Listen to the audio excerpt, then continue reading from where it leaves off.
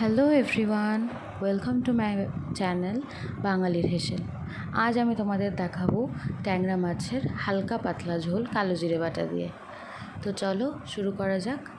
প্রথমে নুন হলুদ মাখানো মাছটাকে মা ভেজে নিচ্ছে। ভাজা হয়ে গেল, হালকা করে মাছটা ভাজবে। তারপরে দেখো জিরে তেজপাতা ফোড়ন দিলাম তেলের মধ্যে। তারপরে আলুগুলোকে লাল লাল করে ভেজে নিচ্ছি। ভাজা হয়ে গেছে নুন হলুদ দিয়ে। এরপর তুলে নেওয়ার পর আমি অন্যদিকে মশলা করে নেব। জিরে আর কালো জিরেটাকে আমি বেটে নিচ্ছি। অবশ্যই কালো জিরের পরিমাণটা তোমরা বুঝে দেবে, কারণ কালো জিরে বেশি দিলে তরকারিটা তেতো হয়ে যেতে পারে। যতটা জিরে দেবে তার 3 ভাগের 1 ভাগ কালো জিরে দেবে। আর এখানে দেখো আমি 5টা মাছের জন্য 4টে কাঁচা লঙ্কা বেটে নিচ্ছি, দিয়ে আমি তুলে নিচ্ছি। আর একটু সামান্য ধনে গুঁড়ো দিয়েছি।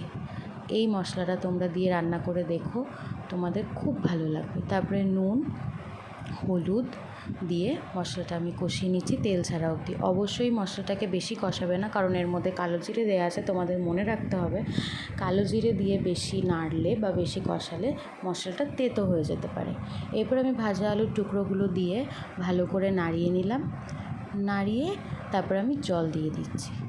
জলটা ফুটে আসলে তারপরে আমি ভাজা মাছগুলো দিয়ে দেব। দেখো, অবশ্যই তোমাদেরকে ঝোলটা ভালো করে ফুটিয়ে নিতে হবে। মাছ দিয়ে কিছুক্ষণ ফোটানোর পর আমি নুন মিষ্টিটা চেক করে নামিয়ে নিচ্ছি।